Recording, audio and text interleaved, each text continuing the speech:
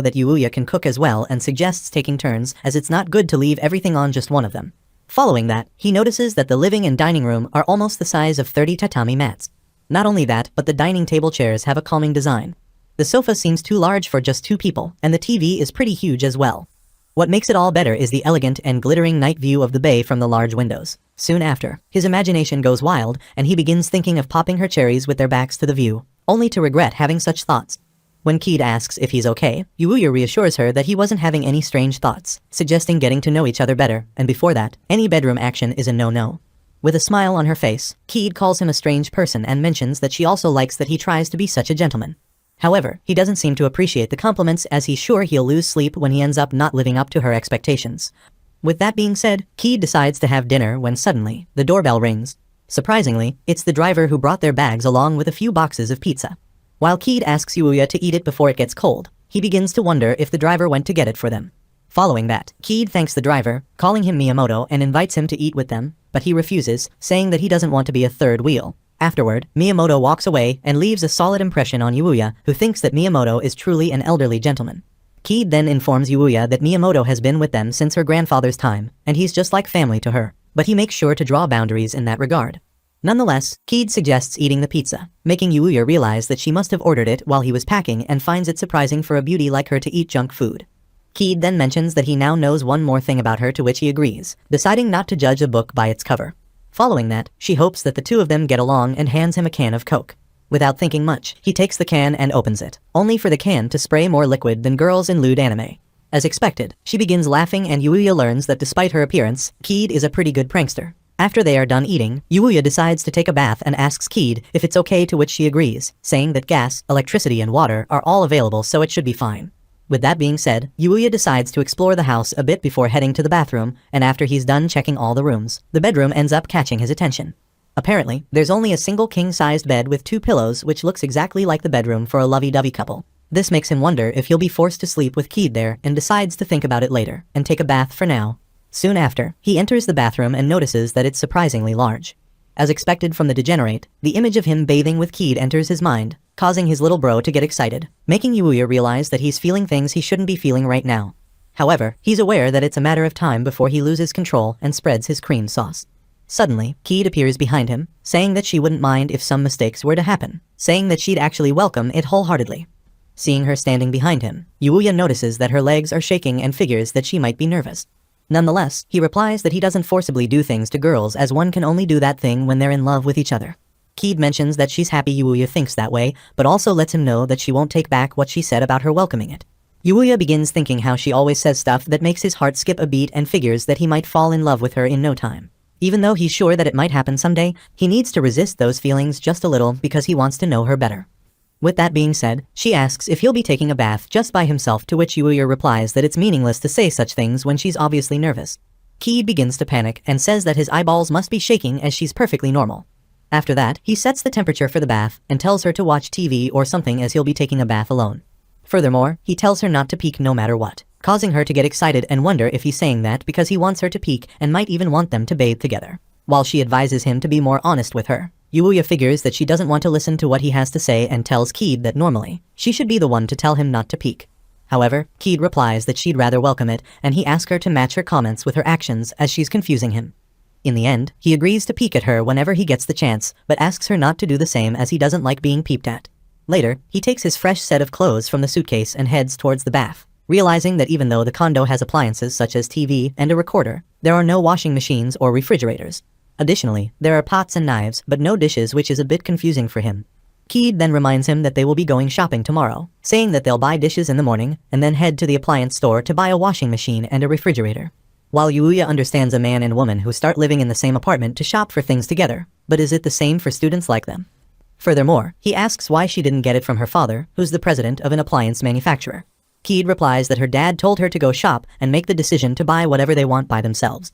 Yuuya seems to agree with her father's opinion, as for something that he'll be using every day, Yuuya wants to touch and feel it before buying it.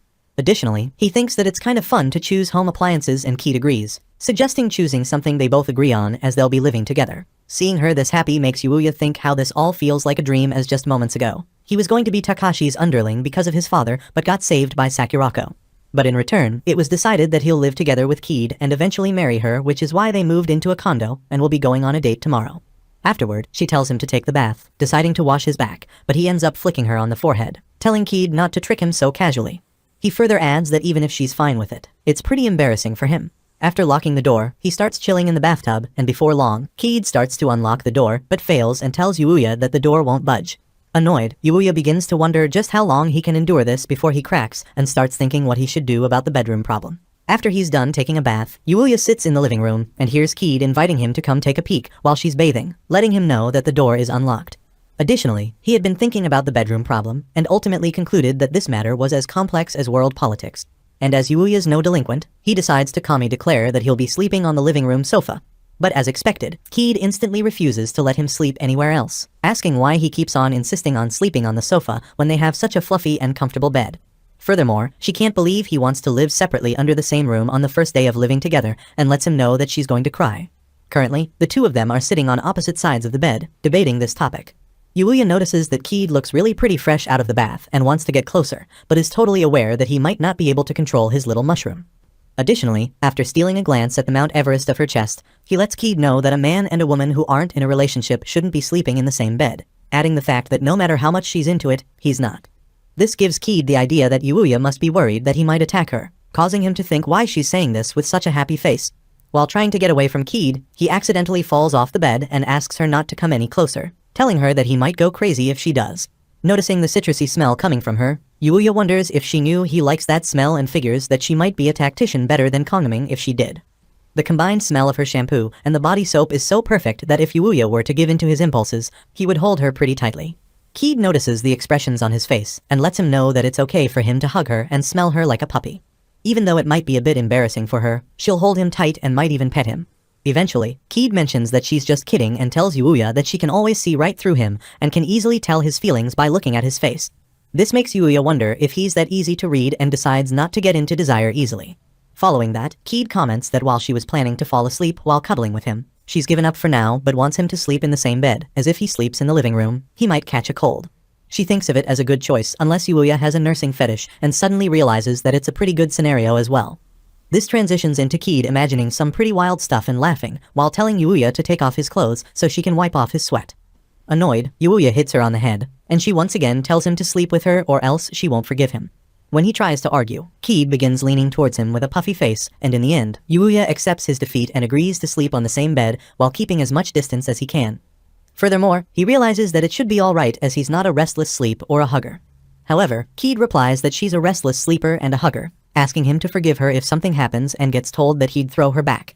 Keed mentions that he's kind for not saying that he'd throw her off the bed and lets Yuuya know that this is what she likes about him. Hearing her casually say stuff that makes him blush, Yuuya wonders if the word like is a bit light, to which Keed replies that she only says it to him apart from her family and asks him to never think of it as a light word. Embarrassed, Yuuya decides to go to bed while Keed tells him that she'll go dry her hair and wishes him a good night. Meanwhile, Yuuya is having a hard time sleeping because of how nervous he is, and even the faint sound of the hairdryer feels awfully loud. It stopped after some time and Keed came back carefully so as to not make any noise.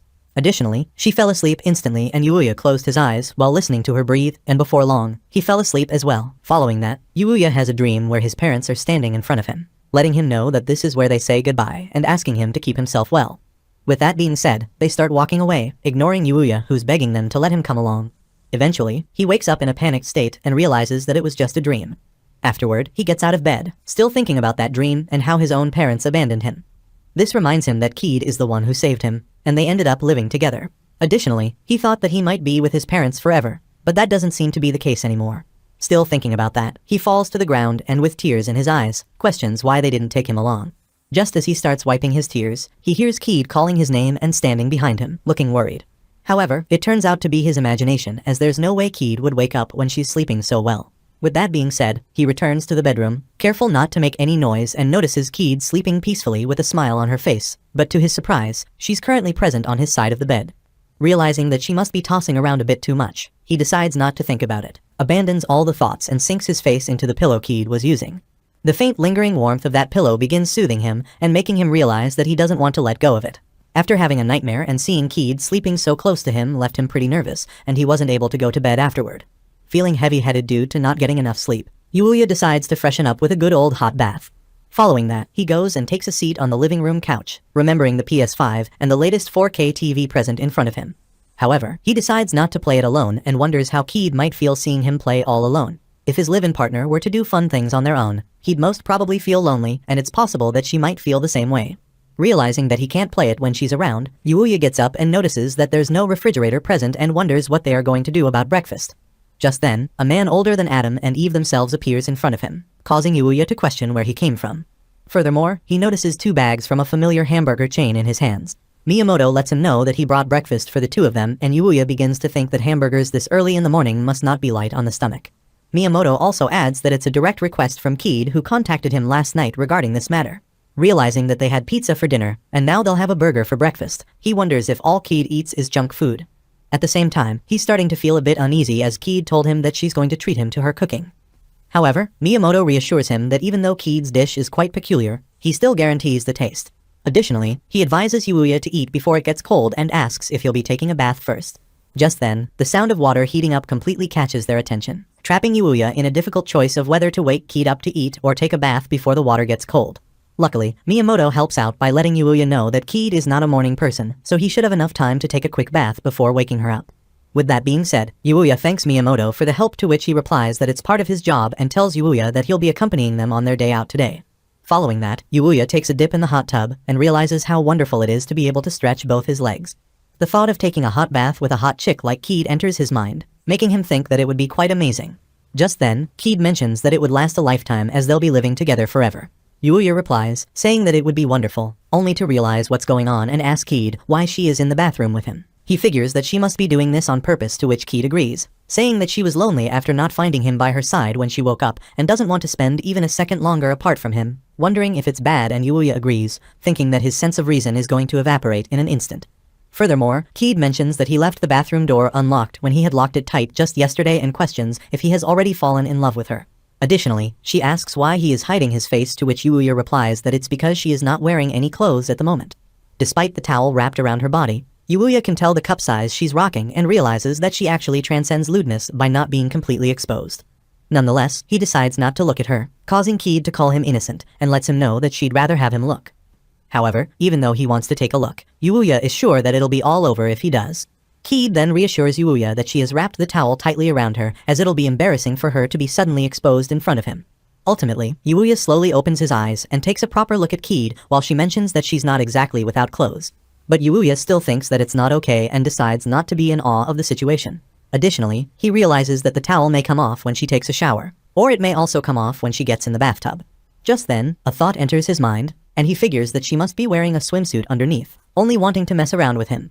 But to his surprise, even though Keed praises him for arriving at that answer, she informs him that she goes beyond that and ends up revealing every single curve of her body. As expected, the coward freaks out and begins breathing heavily, asking why she didn't do as it was expected there. But Keed replies that hanging out bare skin is the best way to understand each other, but according to Yuuya, he'd prefer a night in bed first. Hearing this makes her even more excited, and Keed promises not to let him sleep tonight, only for Yuuya to dash out of the bathroom, making her a little frustrated. Later that day, Keed asks where he wants to go first and mentions that she wants to look at some cutlery and then see the appliances. However, seeing him give her the silent treatment makes her wonder if he's still mad at her for barging into the bathroom, and reassures him that she might not do it again. Furthermore, Keed promises to properly do it in bed next time, asking him to forgive her.